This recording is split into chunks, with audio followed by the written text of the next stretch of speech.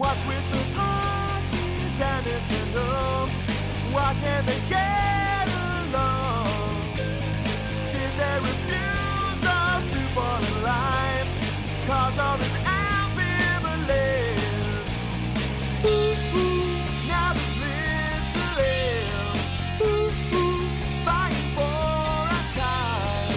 Ooh, ooh, and that's a total crime. I am just so very sorry.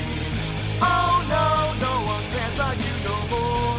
Even so, your exclusives are best anyway. I don't question that. 3-0. Yes, XL Pod has hit the big 3-0. Hooray! Who'd have thought we'd have made it this far? I know. Do you remember when you turned 30, Dan? How was that? It wasn't as traumatic as I'd been led to believe. Did you have a bit of a crisis? I don't remember it. It was like Woodstock. I just don't remember it. You know you were there. Yeah, well, but the specifics evade you. By being 32, I'm aware that I was once 30, but those 2 years, in fact, like after it, just don't remember. Si, do you remember when you were 30? Oh, well, it's still 2 years away, so... Yes, but do you remember? The 21st night of September. He's rubbish. He's rubbish. Let's get a new Simon. Just so the podcast young. is now older than Simon. It is. Gentle Spoons, can you introduce yourselves and tell me which celebrity member of the same or opposite sex you'd marry? Well, it would have to be opposite because same would not be crazy for me, would it? A celebrity would be, though. That'd be crazy. Imagine our Simon Chung married to a male celebrity. So there's two that would probably turn me. Ooh. One is Anna Faris. Anna Faris? Yeah. And then the other one is Anna Kendrick. So basically, Anna. Yeah, anyone called Anna. Those two. Annabelle, Annika Rice. Yes, Annika Rice. I can't think of anyone else called Anna, can you? Anna Pavard. I used to go to university with her. You wouldn't know her. She's not a celebrity. I'll marry her anyway. Rubbish story. I'll bloody marry her anyway. Lovely girl. There's a celebrity chef that me and my partner Carl joke about that if I married her. Her name is Ching He Huang, and she's brilliant. She's my favourite chef on TV. But if I married her, she would become Ching Chong, which is awful. That is awesome, I believe. It's a true fact, which doesn't make it racist. No comment. You, hello. beard one. Hello, I'm Gareth, and I would marry... I don't know. Actually, I was watching Paloma Faith the other day on some show, and I realised she was so bloody nice and funny that I'd marry her. But she's not of the same sex, so...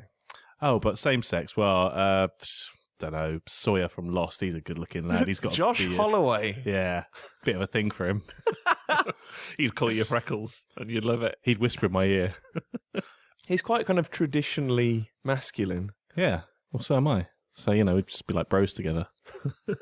Just feeling safe in his muscular arms. By traditionally masculine, I mean I've got a beard belly. A beard belly. A beard belly, that as well. Oh, I thought that's what he said. It is like a beard belly. You can kind of nestle. We're drifting. Dan. We are, sorry. What about you? My name's Dan, and I would probably marry James McAvoy. James Ooh. McAvoy. Is that because you'd want to dominate him? He's a little lad. He is a little lad, but he's a good-looking lad, but he also just seems like a very naturally nice chap. Not one who's kind of taken in by the trappings of celebrity lifestyle. My wife went to a pub quiz in Soho like a couple of years ago, and he was just on another team, just hanging out. Like a real person. Like a real guy. Hey, true story. My wife used to work with him. It's true. Your wife went into a pub. He walked into a pub and remembered your wife. That's right. Could she hook me up with him? Yes. Excellent. Yes. Thanks, Catherine. So when you opened the podcast, I didn't quite realise the rules of the game, that I was basically on the turn. I thought that it was, you can marry either same or opposite sex. No. Because, You did say either, I think, referring to me, because Yes. I couldn't choose same sex. That see. was why it wouldn't have been so crazy for Simon to Crazy. marry someone of the same sex, whereas for us, who are totally hetero, it would be madness. With your beard bellies. I'm just here pumping iron and working out. Because, oh, wait a minute, that's... The point is, though, we have a choice, don't we, Gareth? Unlike some games. Oh, do you know what really grinds my gears? Games. Games. Just grind them. Games. So deep. Suggested names. Mr. Sandwich. This was because I wasn't sure if this podcast was going to happen or not last week. And so he quite cleverly called it Schrodinger's Cast. Like that. El Linkso Defecto, this will go over all of our heads, went with Bored by Flame because of a recent MMORPG called Bound by Flame, which by all accounts is absolutely shocking. Dan Price said, Civilized Society does what Nintendo don't. Snap. John Edwards went with Tomodachi Strife. Chris Schilling went with Nintendo. And Michael Hobson went with Call of Duty House of CoDs. In reference That to made Gareth laugh. I don't think he laughed for the right reasons though. It's not the good laugh. That's the bad laugh. No, it's a bit like what? I like Tomodachi Strife, but wasn't the last episode called Living in a Tomodachi life. It was when everyone liked that game. Yeah. Like, oh, that's 2 weeks, doesn't it? That's so 2 weeks ago. Call of Duty House of CoDs. That's what I'm going to go for. Really? Yeah. Gareth. I'm so nonplussed by all of that. I don't know why. Like, I don't want to belittle our audience because thanks so much for getting involved, but I think it's a bit of a dull selection this week. Bad week. Yeah, maybe I'm just jaded. Fuck you all. I'm going to go for the first one, Schrodinger's Cast. Yeah. Which one are you going for? Oh, I don't know. I kind of don't want to fan the flames of this whole Tomodachi business, so... That's it, so you got 2 to choose from then, really. Or Bored by Flame. I've got to say, I'm actually in Gareth's camp here. I'm a bit... It's a bit Sorry, guys. Pick up your game. This is episode 30. We want something. You can pull this shit for episode 31, but not for a big birthday. Yeah, do it for the non. All right, well, let's come up with our own then. No, there you go then. Shut up. Okay, Explosive Alan, the SEO friendly super podcast. Watch this because it's got the episode friendly stuff. Super Call of Duty Titanfall cast. Yeah, Titan Tits and Fall. I'll go for Call of Duty House of CoDs. Yeah, go on. SEO it's 30. It's not 50. When it's 50, they better sort this out. Yeah, you better come up with the goods. When there's 50, we should come up with the. Yeah, that can be our challenge. It's a rubbish challenge. We've got 20 weeks. We've got 20 episodes to come up with one decent title. Yeah, we can do this. I'm sure we can manage. So should we move on from slating everybody? Yeah, I think we should. What are we playing? Sorry, guys, what a downer. What are we playing? What are we playing? What are we playing? What are we playing? Simon, what are you playing? Tearaway. What? Tearaway. You're a bit late. I am because Tearaway? I got it when it first came out, and I played a teeny bit of it. But then like I usually do, I go through spurts and play my Vita, and then I just stop forever because I finished watching Parks and Rec now on my commute. I've started playing Tearaway, and so I think I'm about halfway through it now. It's really good, though. It's not a game that you play on a commute. Did you play on your commute? Oh, what? Because of all the photography and the sounds you have to make. Yeah. So I was going through this bit, and I had to make there's a pumpkin. You've got to tell the pumpkin to do some kind of horror scary noise. So it told me to do a massive growl on the train, but clearly not going to do that. So I just held the button. So now when he has a go at anyone, he just sounds like a train because I just recorded the sound of. It sounds ridiculous. Nice. And then another bit is should have just snuck into the bathroom and gone. Just behind the door going. People would have thought you were just having a very painful shit, but no, it's just an angry train now. And then the other thing that frustrates me, and this is a problem I think with the Vita overall, is when you're taking a photo, it doesn't matter if you've got headphones plugged in, the unit still makes the sound of a photograph. So it asks you loads to take photos, and so I hold the Vita up to do it, to push the button, and every time it's like a noise, so it looks like I'm taking photos of people on the train, which is really, really awkward. I've got a top tip for you. What? Don't play it on the train. But where else am I going to play it? Anywhere else? No. So I'm going to carry on playing on the train. I agree with you that with that photo sound. Why don't you point the train, the thing out the window, and then it just looks like you're taking a nice shot of things. Because going past. your face and everything gets put in the game, and I don't want a boring outside. Why don't you take a little notepad with you with pictures that you've drawn in of maybe like Explosive Alan and various other characters, and then take photos of them? Because it still makes the photo noise, which is what draws the attention. But that's okay. That's all right. If you take a photo of yourself on your phone and then take a photo of the photo of your phone, but then it might just look like you're taking pictures of your crotch. Yeah, it's a minefield. This noise. I don't understand why the system makes that sound. I think this is the problem. Tearaway was probably made in this studio environment, and nobody thought, let's go and do this on the move and see how ridiculous even we with make people headphones feel. in, why does the unit still make the sound of the photo? Is what I don't understand. believe that can be traced back to people doing naughty things with cameras on transport, and there's kind of a requirement or so and decided that you can't mute the camera sound so that you can't take surreptitious photos of people. Except I can, because it turns out if you turn the volume down, it doesn't do it. But I'm not going to turn the volume down every time. All right, well, It's that's just stupid. preposterous then. It is Stupid game. And then the other thing I'm playing is Final Fantasy 14 still, which I'm still enjoying. So, but Of course, this is the problem with Mamorpagas, isn't it? Is I still just keep going. you're just going to be playing it in I'm perpetuity a now. bard now in the game. The It's massively yeah, part of it. Yeah. A big singy bard. A singy bard. A singy bard. And what does bard, a singy bard sings and gives the party all their buffs. Fuck, can you imagine that? It's just playing that just makes me. He's really a party sad. buffer. I'm a party You're buffer. playing through a game as a bard. Like, Well, no. See, I was an archer to level. Let me finish. I was an archer Gareth's to got level googly eyes. 30. Then I was a pugilist to level 15, and then you merge them into a bard, Hang on. So you're a pugilist and a what? an archer, So you're a boxer and an archer, and, and those together former, became an irritating musician. science, magic. at least Assassin's Creed had the right idea about what to do with bards. Murder them all. Oh, Murder the I'm bards. really strong, But I'm a strong bard. and that's me. That's what I've been playing. You're Gareth, a hard bard. a hard bard.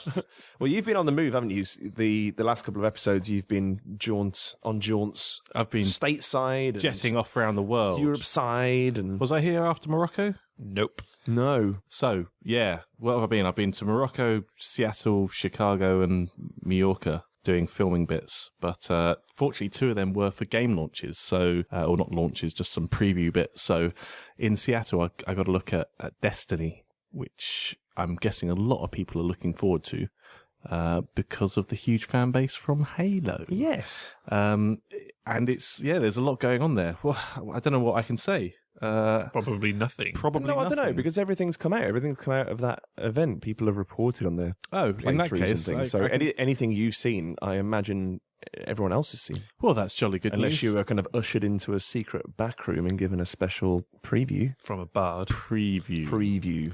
No, it's okay. Well, in that case, yeah, it looks huge. It looks massive.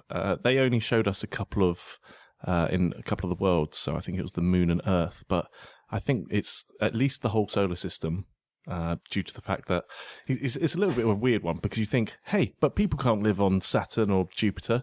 But the Traveller, the big thing, That was which- my first concern. yeah, which sits above the last populated city on Earth, that has somehow terraformed the whole solar system.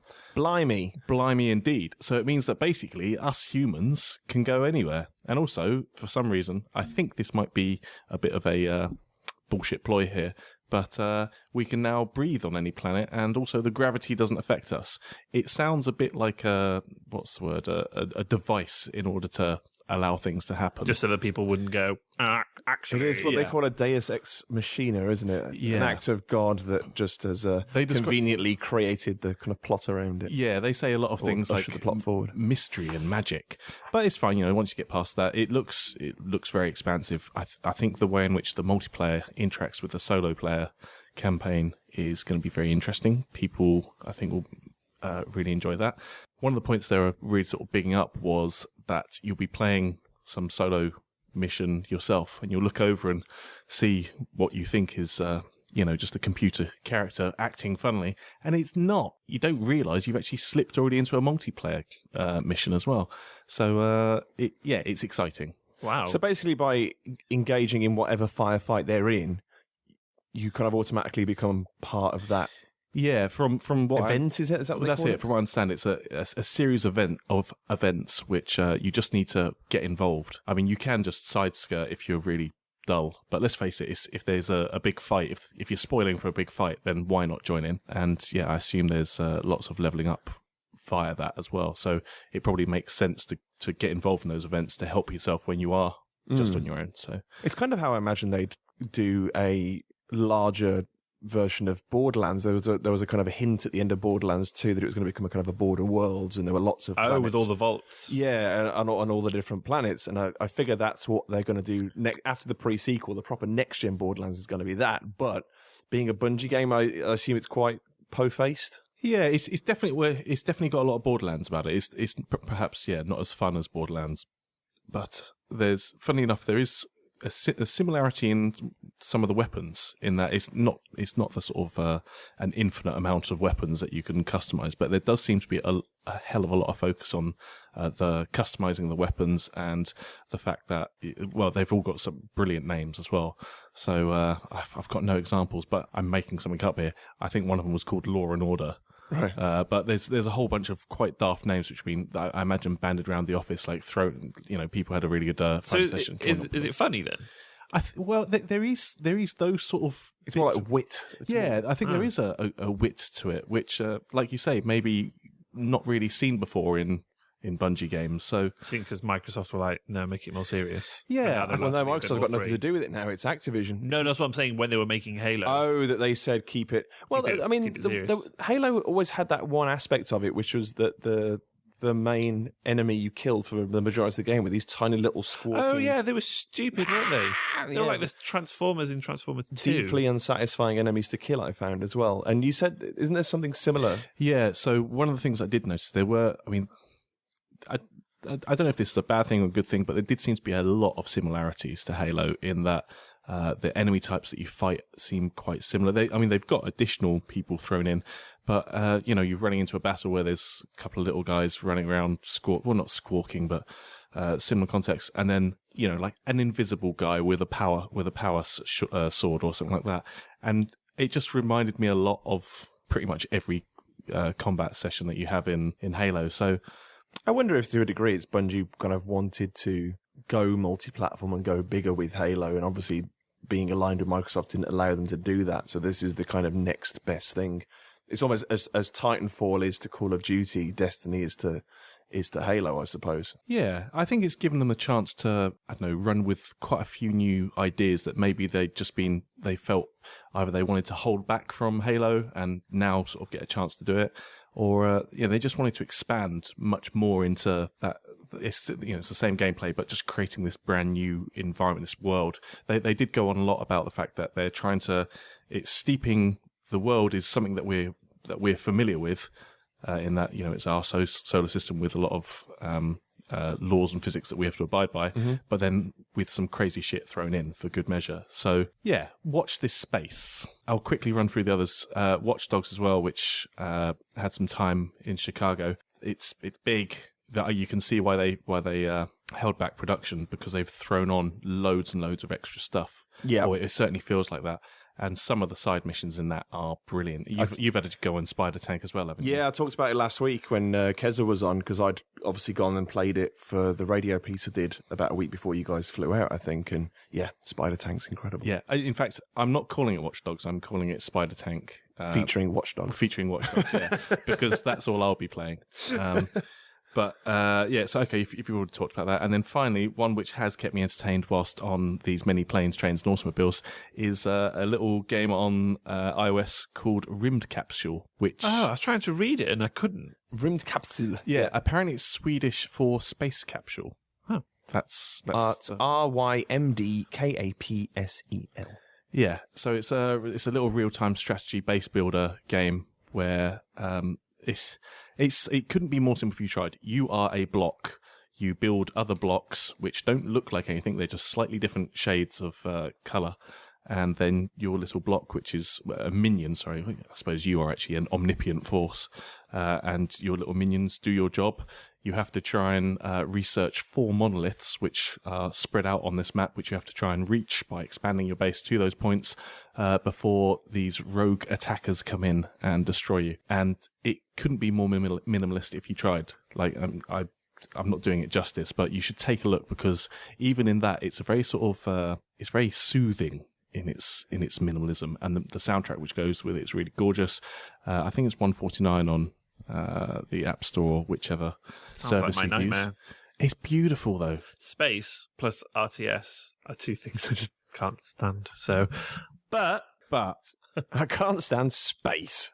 No, but I don't know. People should play it just 'cause it's so cheap and good and fun, and it is. I'd like to give it. $149 is nothing. It is nothing. Although, let's face it, whenever you go on the App Store, like you always want a free thing, and when you see 69p, you should you're aghast. 69p, but Dare they? and yet we'd pay how much for a pint? So Indeed. I've been playing, well, I finished Dark Souls 2 hey, very rapidly after finishing Dark Souls 1. so is it much shorter, or are you just much better at playing much Dark better. Souls? I definitely think that playing through the entirety of Dark Souls and jumping straight onto 2 was basically like playing a 70-hour training mission. There's lots of things they've done to Dark Souls 2 to make it more accessible. That doesn't mean that it's necessarily easier, but they just explain more, and they just allow you to kind of get around it, and there's some deliberate exploits in there that take away some of the biggest frustrations of the game, like, for example, losing all of your souls and your humanity when you die. You can get a ring that keeps all that, which was also in the first game, but you can basically, every time it breaks after you've died, you can effectively just teleport back to the guy that fixes it for you and just keep doing that cycle. So it's easier in that way. You get 2 of those rings, and the way I treat them is it's like having lives. You kind of have 2 lives now, so you can basically use those rings, break, and then go back. So yeah, while things are more difficult, you're more inclined to become human and summon people and cooperate with other people, which is just my favourite aspects of the game now.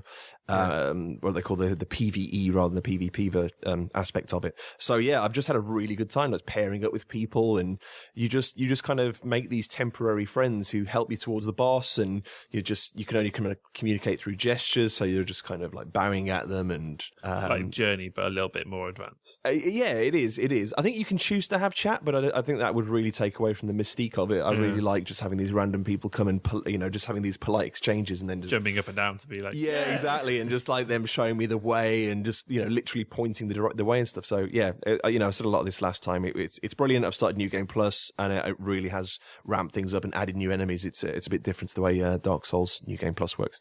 Cool. The other thing I'm playing, only briefly, it's a bit of a daft game, but I'm really enjoying it on my phone. It's an Android game called Deadly Bullet, which might be on iOS as well, which is a top-down game where you are a bullet that's been fired out of a gun, and you steer it just by tapping the left and right sides of the screen, and there's enemies dotted around the screen. You basically just have to spin this bullet around the world and take out the people and try and get as many kind of combos of people as you can. And there's various power-ups. It's really basic. It's kind of, it's in the vein of Jetpack Joyride and Fruit Ninja.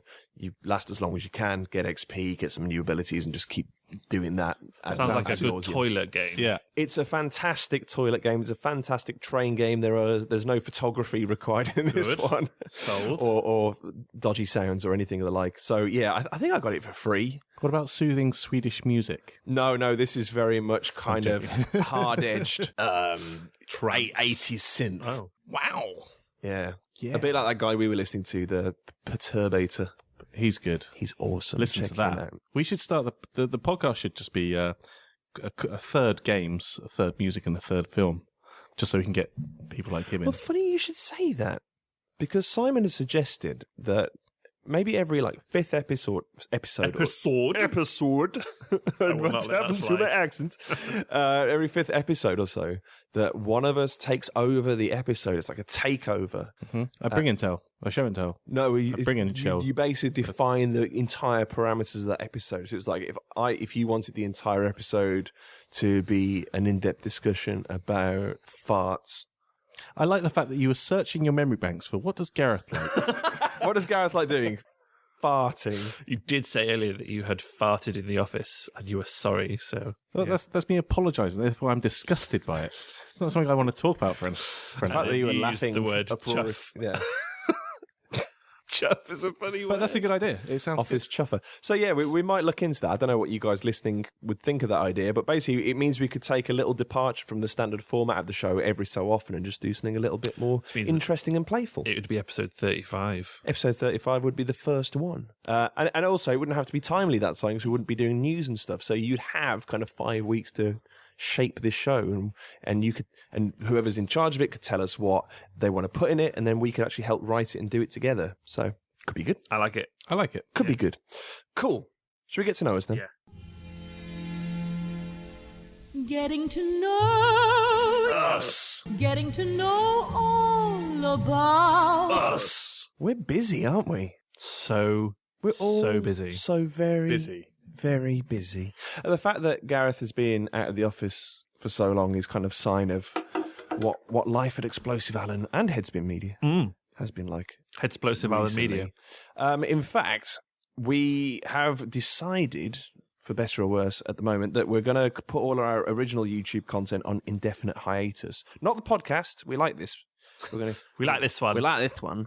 No, but we're gonna keep doing the podcast because it's the kind of one time that we can kind of guarantee that we get together and put something out, and we love that. But I think everything else we're going to put on hold because we are so busy, in fact, that we don't feel like we can do full justice to the YouTube content. We can't pool our powers, our collective powers and resources to make the stuff that we really want to do. So, but yeah, that might have a knock-on effect on what we do with explosivealan.com and, you know, a bigger focus on the work that we're doing for other companies and stuff, because we're doing so much cool stuff and you're not really seeing much of it. So I think we're going to do more to shout about all the varied work that we're doing, like the stuff that you're doing for XCar, for example. And Yeah, I mean, some of it's obviously going to sit well with our people who follow us originally, and some of it won't. I mean, I don't know how many people like cars, but we should probably show the people that we make car videos as well. yes, And they're fun car videos where people slide around corners and drive like arseholes. No, sorry, not that last bit. Responsibly. Responsibly. like responsible assholes. And then there's the cool Watchdog stuff that we're going to be starting working on. That's going to be pretty cool in that one. Well, the Destiny vids are almost done, so they should be going up soon. They are being sent as we speak. Yeah. We've got the Watch Dogs pieces, and we're basically going to be doing a lot more with Sony as one of our bigger clients. So we think there's going to be some really nicely produced, cool gaming videos coming up. I believe one of our next big gigs is E3. E3, yeah, Gamescom, and potentially TGS. So yeah, if you think of all the amazing stuff that's going to come out of that, we're probably going to be the guys who are shooting all that video. Making look nice. Making it look nice. Making it look really nice. Lovely. We may even be announcing some other interesting projects very, very soon. They are kind of 90% of the way there, but once ink has dried, etc., we should be able to. If they are go, they're big news. Big news. Big news. Big news. Don't know why we keep on saying Big big balls. News. Big balls. Really big show. Really big show. So until we hire some more people, we'll just have to. It's a bit of a slow burn on the original content. It is, yeah. So I think we're going to try and do more of, if you remember our Far Cry 3 Dinosaur Island video, or our Monster Hunter Prance, or even recently the South Park and the Oculus videos, more kind of fun short pieces when we're able to and when we think there's, you know, something topical that warrants covering. We've got one already in the works that we think is quite funny. Not quite funny. It's one of the finest bits of audio I've ever heard. It concerns dinosaurs. That's all I'm We'll saying. leave it there. We'll leave it there. A little tease. A little tease. All right, only a couple of questions from the listeners. First up, Luke Sheridan asks us, what game do you hate the most? Can I open it up to a whole genre? Yes. Is it RTS in space? Not.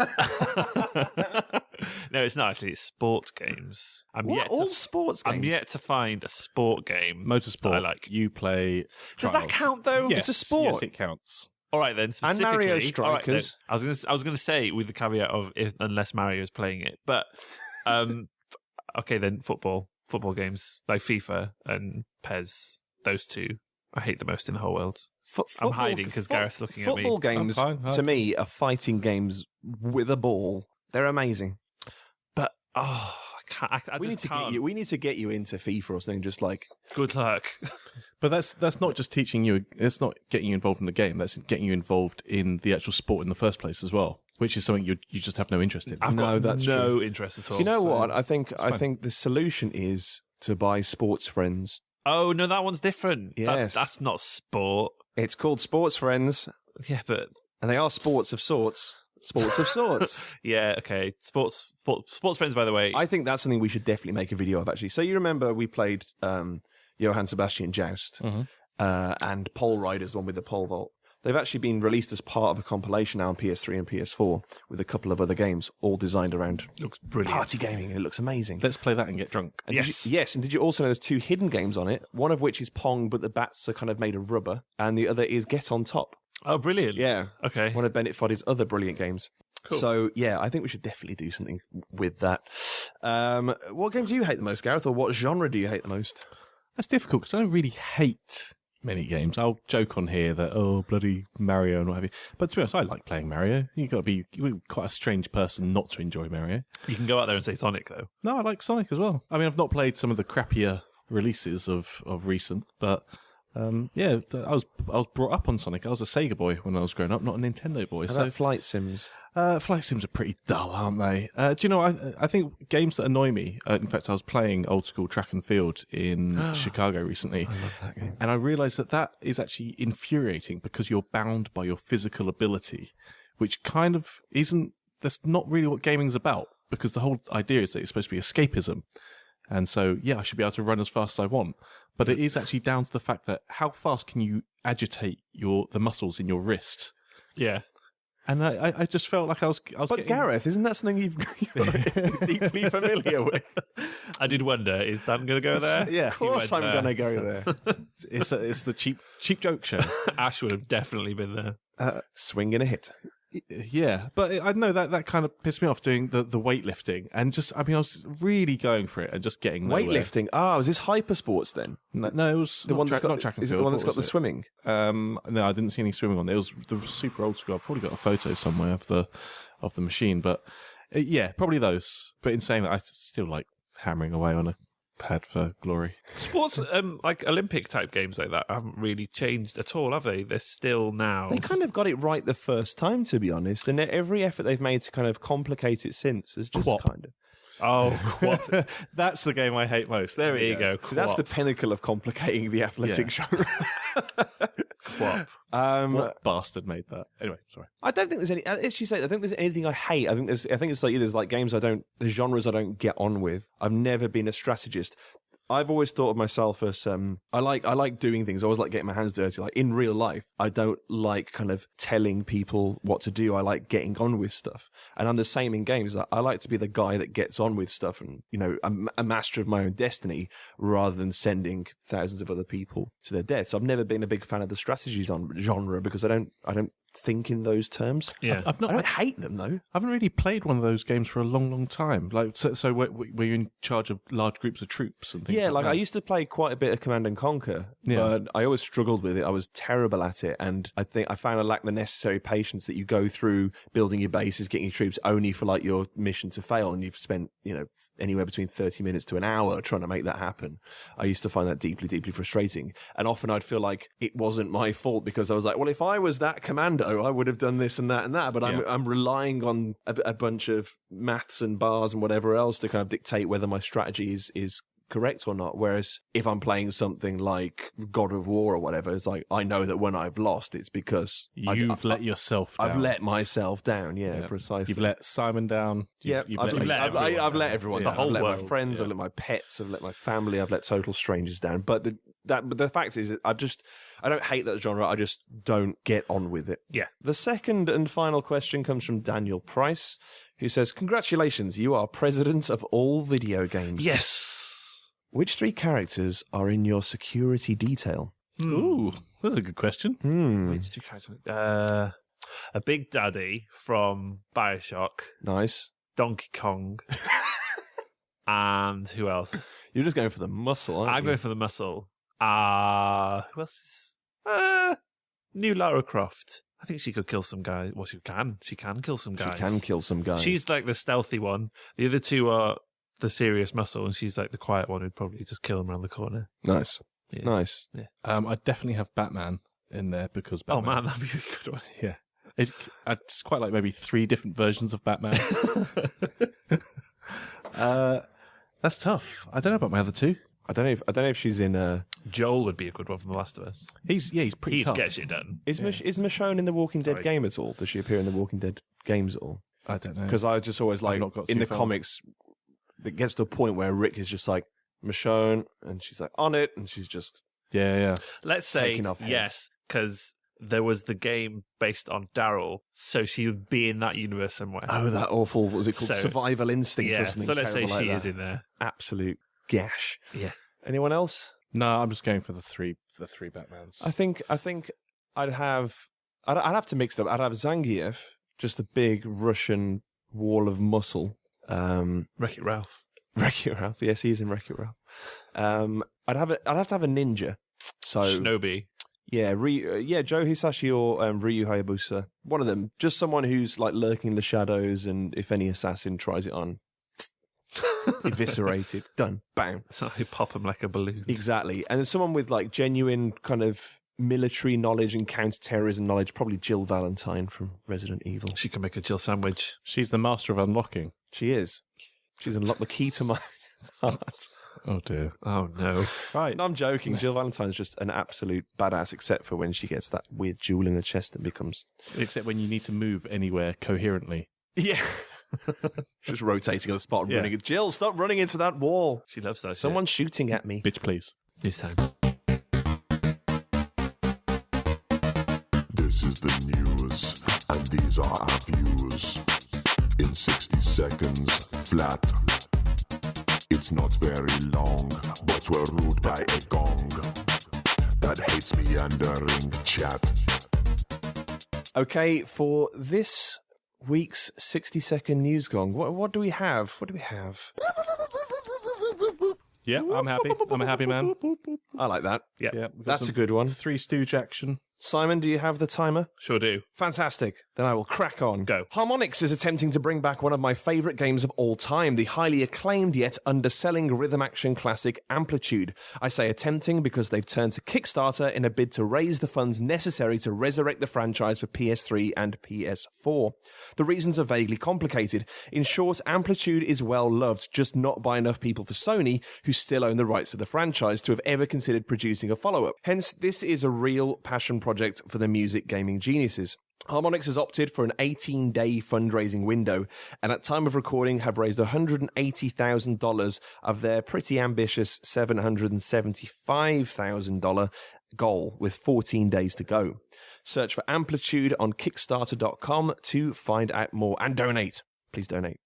My question is, even if the game fails to meet its target, should Sony acknowledge the fact that there's this fan demand, over 5,000 people have donated so far, and ultimately stump up the cash to make it happen? Start. I don't think Sony would see 5,000 people as enough. Do you think? They're still running a business. If you got to see return on investment, haven't you?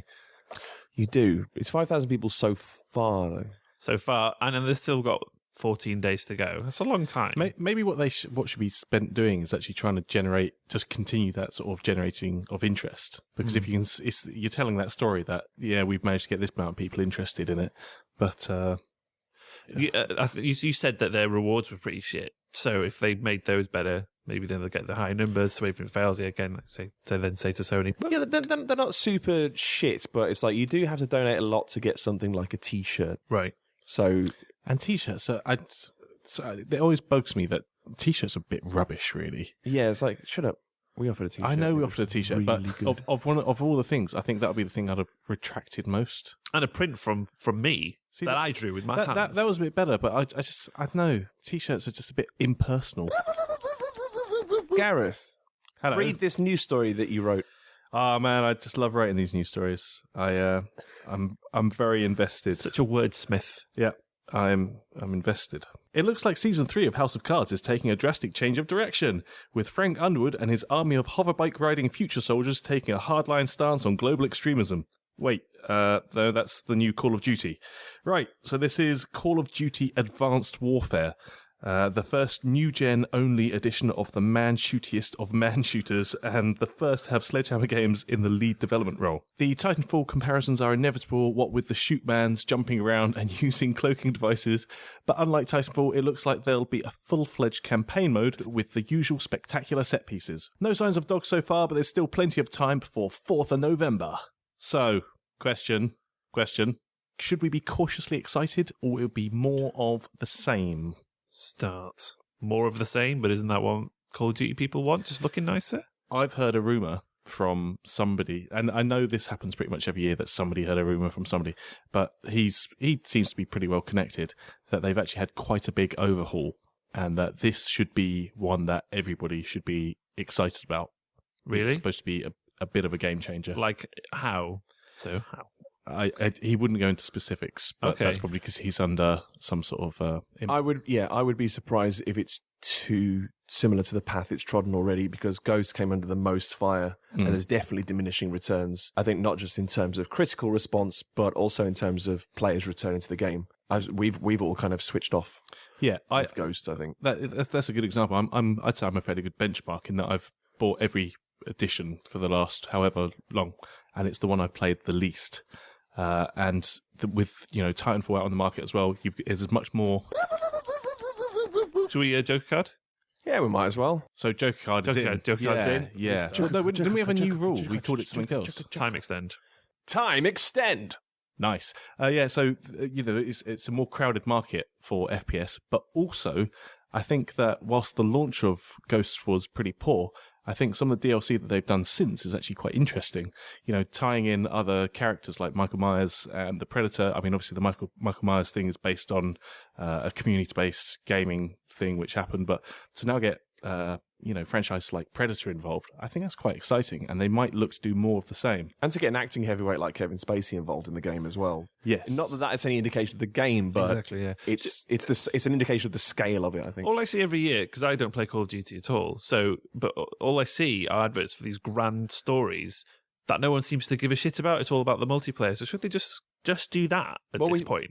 I've discussed that about Titanfall. Like, everyone complained that it didn't have a campaign mode. So this is where I think the change might come in, is that I think they might go a bit larger and a bit more in depth with the campaign side of it and do something that's a bit more. I think they might Destiny it. I think they might try and integrate multiplayer into it a lot more, because it kind of needs it. Because, like you say, the amount of times that Okay. Simon Chong's news. Ready? Get ready. Over the last few weeks, games journalists have been given the chance to have hands-on with Sony's entry into the virtual reality market in the form of Project Morpheus. One of the experiences people got to test was an underwater shark cage simulator. You can check out the footage online, and personally, I think I would shit myself if I were in that. Feedback seems to be that it's every bit as responsive as the Rift and incredibly stylish to boot. Also, you can use the move controllers with it to act like your hands within game. So, my question is, because Sony will have the PS4 to sit alongside Project Morpheus, will this spell disaster for their direct competitors, the Oculus Rift? Start. No. No. No, this is actually a big topic, but in short, if the Project Morpheus remains a steadfastly Sony only platform for Sony consoles only, then the Oculus Rift has free reign on the PC market, and that's a big market that's growing year on year. And people are going to be able to play around with it and do a lot more with it than they can with Project Morpheus, which will be in a kind of closed environment as the console environment is. However, if Sony decide to introduce a PC SDK and allow people to develop for it and allow the Morpheus to be plugged into a PC, it could be a completely different story. You do get the feeling that Sony are more open to smaller developers, indie developers, and potentially opening up than perhaps what Microsoft would do. Yeah, well, Microsoft don't really have a foot in this at all, do they? So unless they got Oculus to work with Xbox One. Yeah. But they have said, I mean, the camera that works with the Move, or at least the one that will work on PS4, has a bespoke socket. Well, that was 3 news stories that we all wanted to talk more about. Oh, damn that gong. Dong. Okay. Right, so I think it's time for Gareth's long-awaited challenge. Hold on to your circuits. It's challenge time.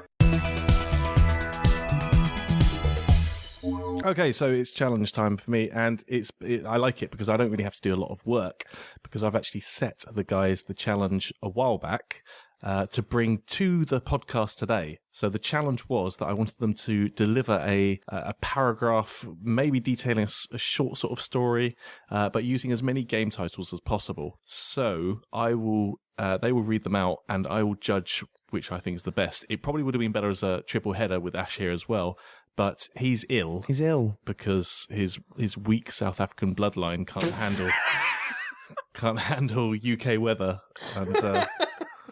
Yes, I like that. That was good. Yeah. So I don't know if you want to flip a coin, see who goes first, or if you care who goes first. Let's flip it. Let's flip for it. Whenever there's a chance to flip a coin, we always flip a coin. Flip Heads or it. tails, Dan?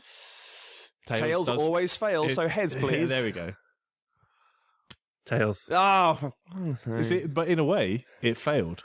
because it failed. It fails Does it you. fail? It failed me. Yeah. So it always really does fail, no matter what way you look at it. Okay, so mine is not that long, but I've squeezed in a lot of How many have you titles. squeezed in? Am I allowed to say no? Yeah, if you want. If you know. All right, yeah, there's 25. Wow. That's pretty impressive. I'm going to add mine up while you read out your story. Okay, so here we go. Here's a brutal legend for you. Thomas was alone in Limbo, a far cry from the borderlands of his hometown Terraria. The cave he'd hidden in sheltered him from the bullet storm of heavy rain outside. 13 dark souls appeared from the fabled Deadpool, wielding infinity blades. He wasn't ready to be enslaved. No longer alone in the dark, Thomas entered the kill zone. Only using his bayonetta, he managed to tear away their defenses.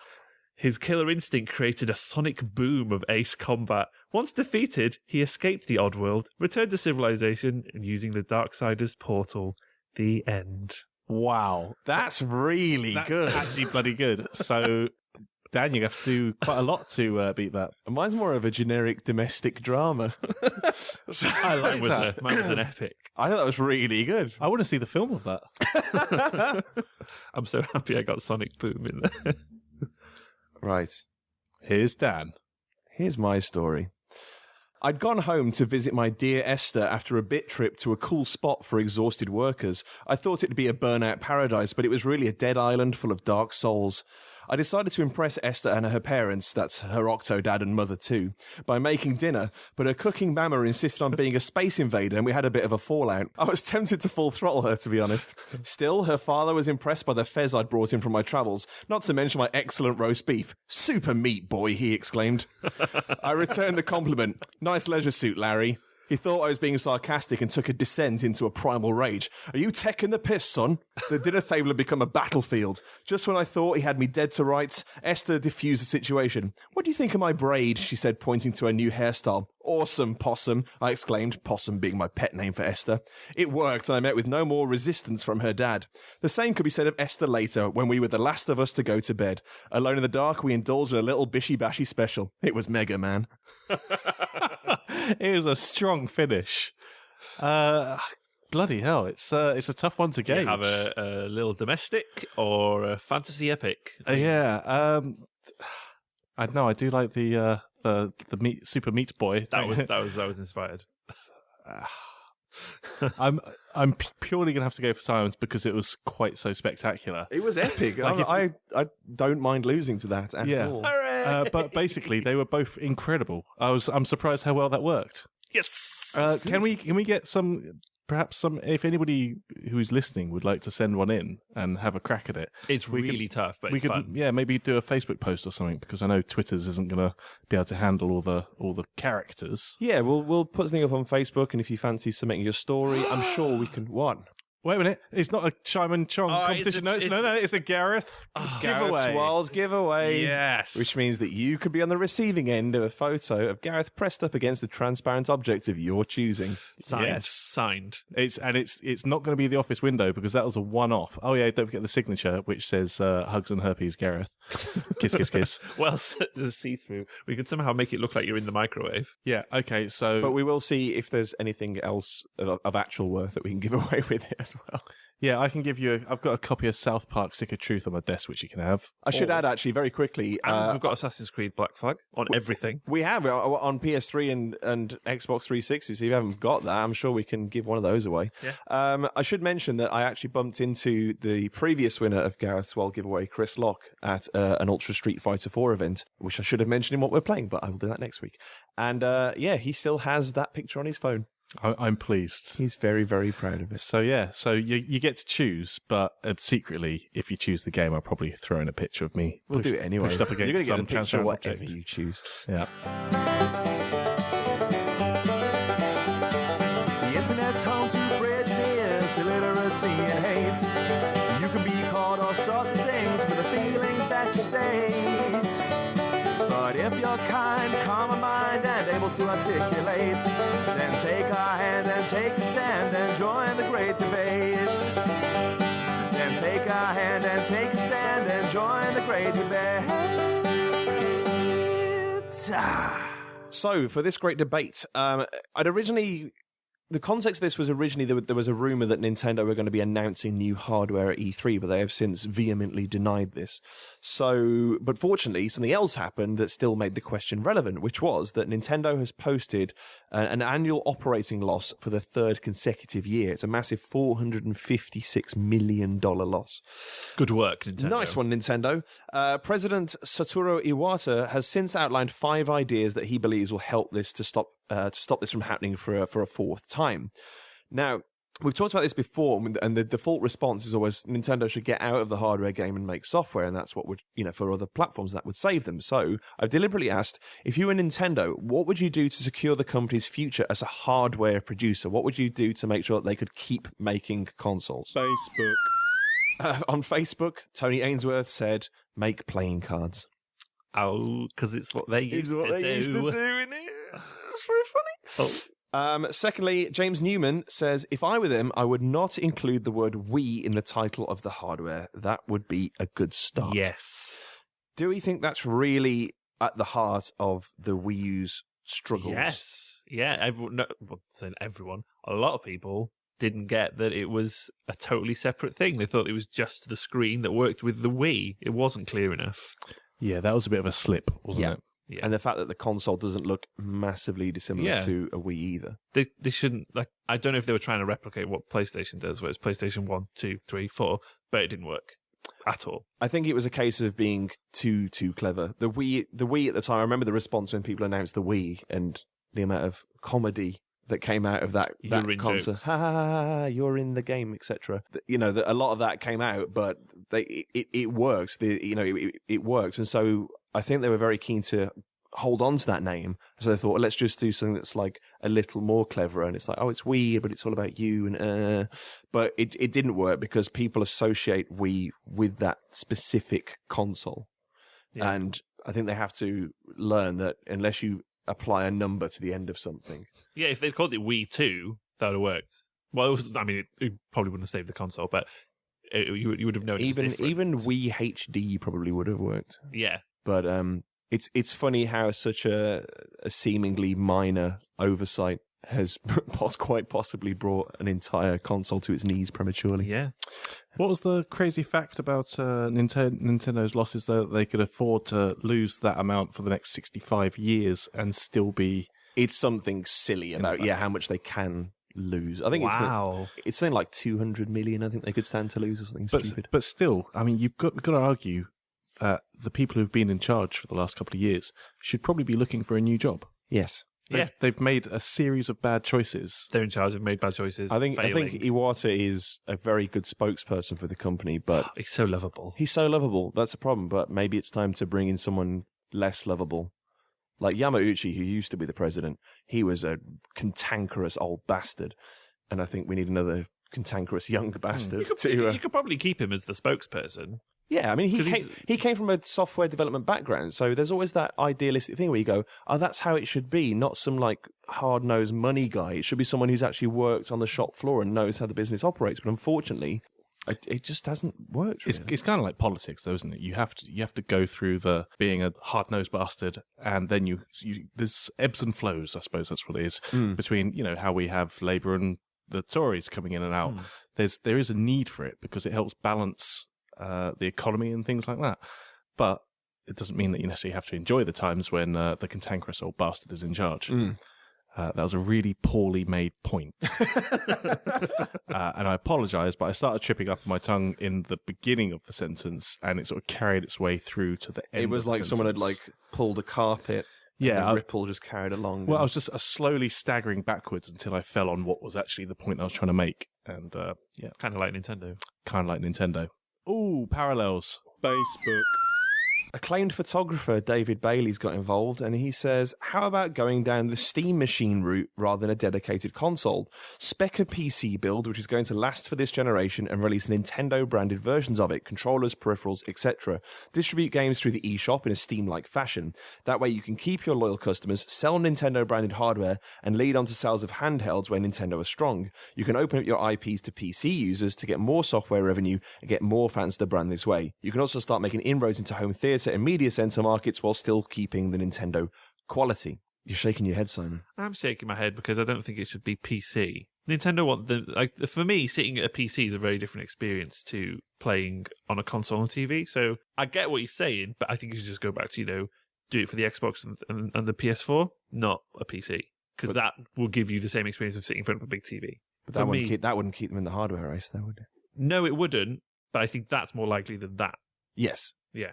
I think staying in the console sector is essential. Like, as much as people love PCs and Steambox and the idea of all that, it's still quite a complex thing to set up for the average family, isn't it? But the idea of maybe becoming more like, if they were the company which took the lead into cloud gaming, maybe that could be, if they take the jump on that rather than having to buy physical copies, reducing the price of software, things like that. Interesting you should say that, because they've just said that their digital sales have tripled in the last few years. So why not focus on those profit points and carry on down that route? But go really hard on it as well.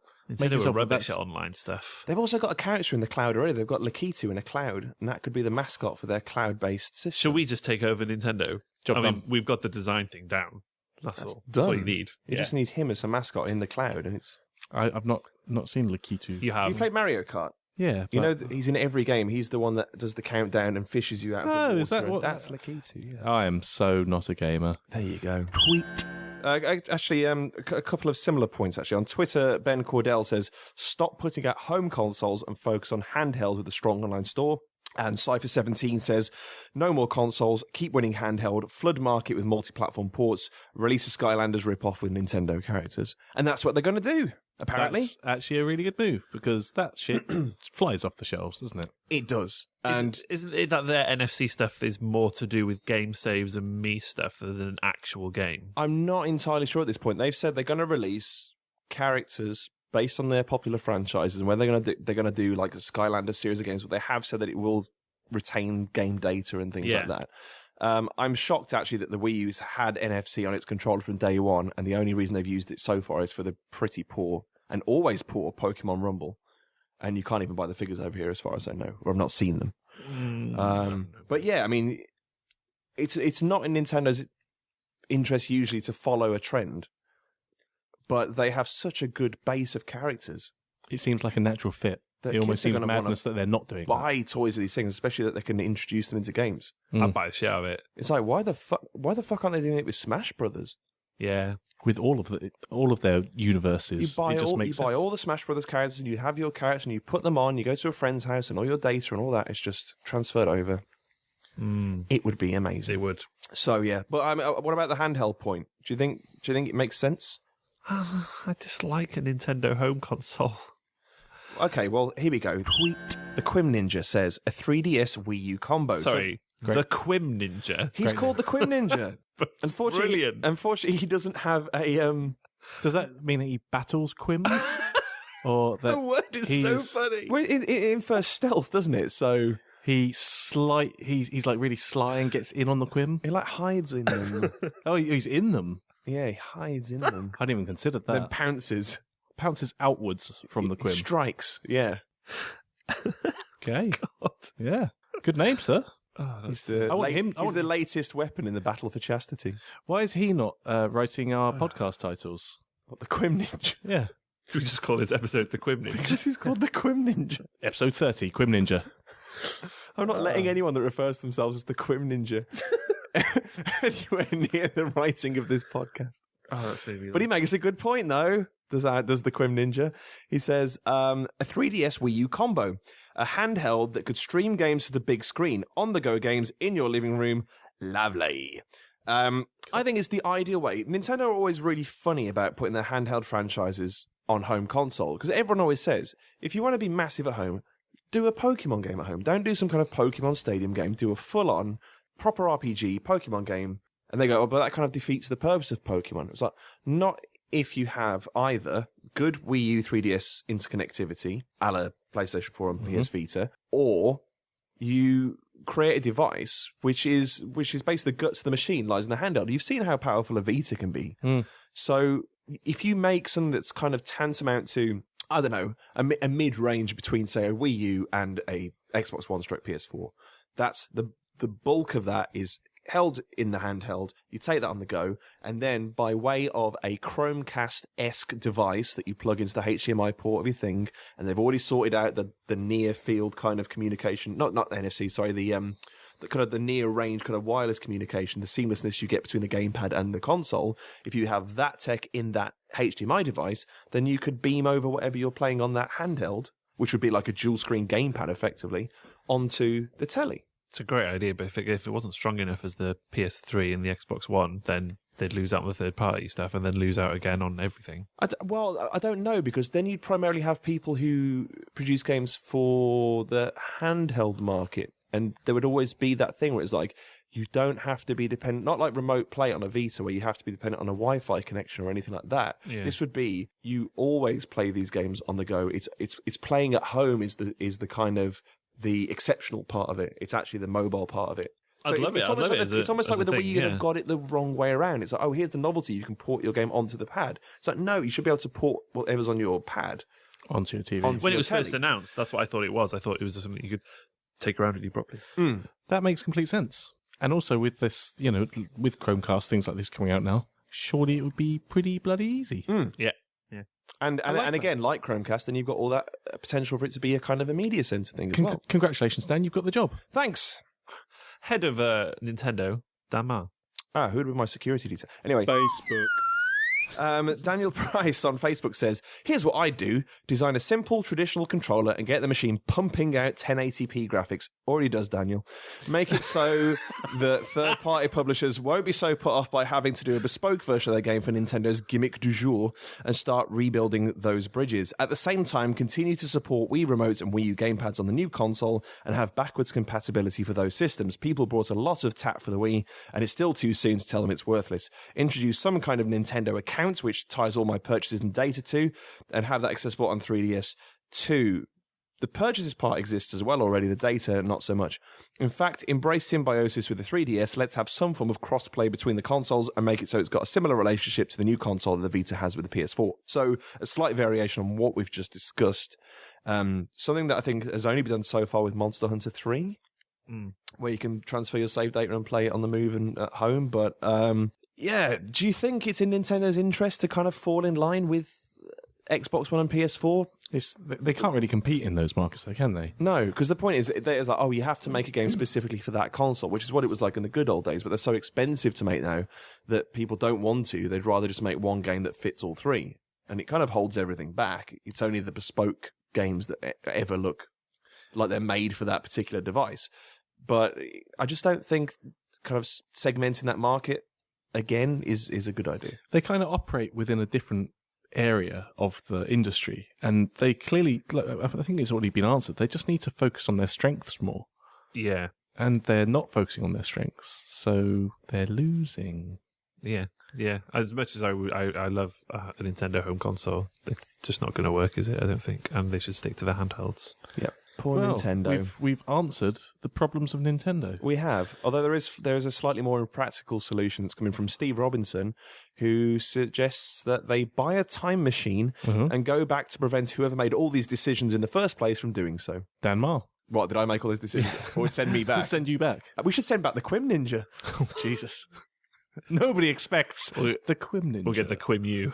And so ends our final afternoon podcast. Not that it really matters to you when we record the show, but we've decided we're going to try and shift it to evening, so we expand the number of fine industry guests we can invite onto the show, because they've all got full-time jobs and they can't join us in the afternoon, so we have to kind of depend on freelancers and scroungers to join our show. It's good, because that way you'll actually get informed gaming opinions rather than myself, who...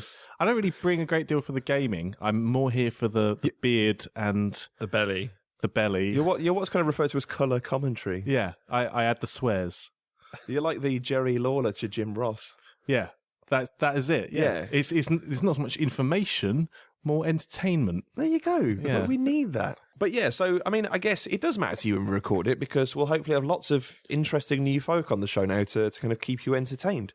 If there is anyone you would like to join us on the show, some kind of industry person that you'd ideally like to see. You can be as unrealistic as possible, and we'll see what we can do. Just let us know on Twitter at explosive_Alan, facebook.com/explosivealan productions, or mail us at stuff@explosivealan.com.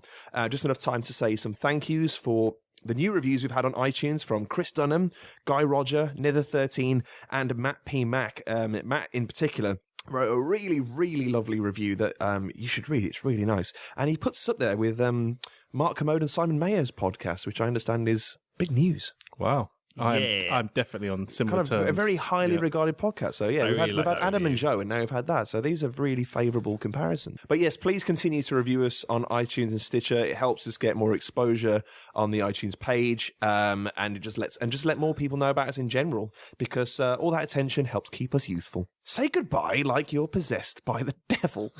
Goodbye. Goodbye. Goodbye.